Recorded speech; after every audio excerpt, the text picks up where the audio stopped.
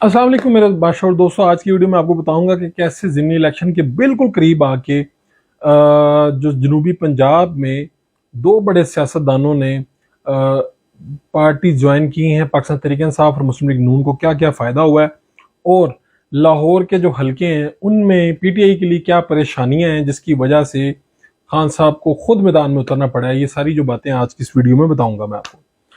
अगर आप चाहते हैं कि आप तक मुस्बत मालूमात और खबरें पहुंचती रहें बर वक्त, तो आप मेरे यूट्यूब चैनल को सब्सक्राइब कर सकते हैं और मेरे फेसबुक पेज को फॉलो कर सकते हैं।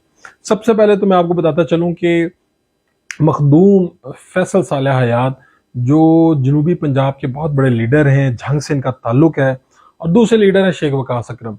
शेख वकास अकरम मुस्लिम लीग नून में भी हुआ करते थे, और फिर आखिरी इलेक्शन से पहले वो आज़ाद हो गए। उन्होंने नून लीग से वाबस्तगी अपनी ख़त्म कर ली और फिर टीवी पे प्रोग्राम में आना शुरू हो गए, फिर यूट्यूब अपना चैनल बना लिया। और फैसल साला याद पाकिस्तान पीपल पार्टी से एक ताल्लुक रहा, फिर काफ लीग में गए, और मुख्तलिफ मामलात के बाद सीनियर तरीन सियासतदान है ये दोनों। अब इन दोनों ने फैसला कौन मरले में ये दोनों दाखिल हो गए हैं, जहां के दो हल्के हैं जहां पर इलेक्शन हो रहे हैं, और दोनों का असर रसूख वहां पर है। फैसल साला याद का निस्बतन ज्यादा असर रसूख है। शेख वकास खुद इरेलीवेंट हुए हुए थे, चीजों से बाहर निकले हुए थे, लेकिन उन्होंने इमरान खान साहब के साथ स्टेज पे वो जा बैठे हैं, और इसका फायदा जाबजा तौर पे वहां पर होगा इमरान खान साहब की पार्टी को।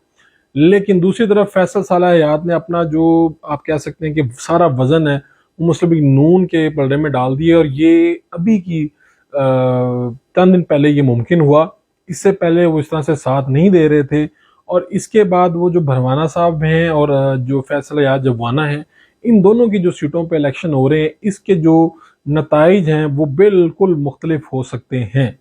प्लस ये है कि इसी तरह जो भक्कर की जो सीट है वहाँ पे नवानी खानदान और न्याजी यानी कि इमरान खान साहब के जो कज़न है, जो वहाँ से पाकिस्तान तहरीक इंसाफ का टिकट लेके अभी इलेक्शन लड़ रहे हैं। वो पहले नून लीग के टिकट पे इलेक्शन लड़े थे 2018 का, वहाँ पे भी मुकाबला बहुत सख्त है। और अब जो इमरान खान साहब हैं वो किस तरह से मैदान में उतरे हैं वो मैं आपको बताने जा रहा हूँ। कल इमरान खान साहब लाहौर में आ रहे हैं और 3 हलकों में वो अपने जलसे कर रहे हैं।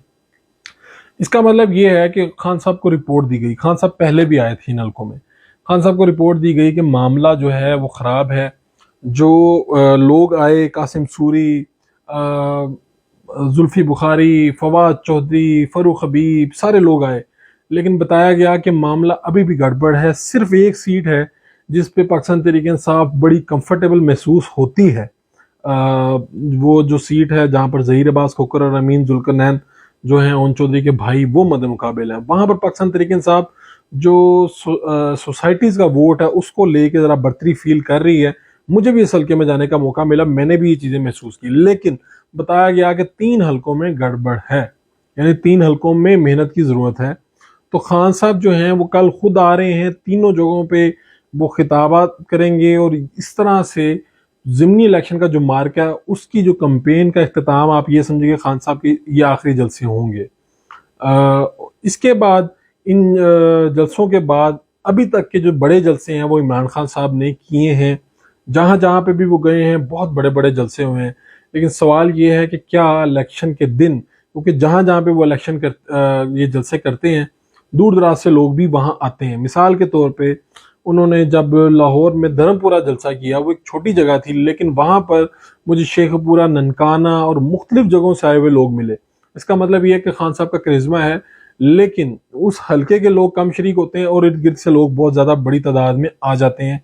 इसका मतलब ये है कि क्या इलेक्शन के दिन ये लोग वो वोटर्स भी हैं वहाँ के, प्लस ये कि ज़िमनी इलेक्शन में जनरल इलेक्शन की निस्बत लोग कम निकला करते हैं। सवाल ये है कि क्या पाकिस्तान तहरीक इंसाफ लोगों को बाहर निकालने में कामयाब होगी। इमरान खान साहब का ये जो तूफानी जलसे होंगे कल के 3, इनके भी रिजल्ट्स आपके सामने आएंगे, लेकिन बहरहाल फैसला 17 जुलाई को होना है। अभी तक जो है तजियाकार वो यही कहते हैं कि 10 से 12 सीटों पे तहरीक इंसाफ की पोजीशन अच्छी है, लेकिन ये जो फैसला है ये 17 जुलाई से पहले किसी सूरत नहीं हो सकता।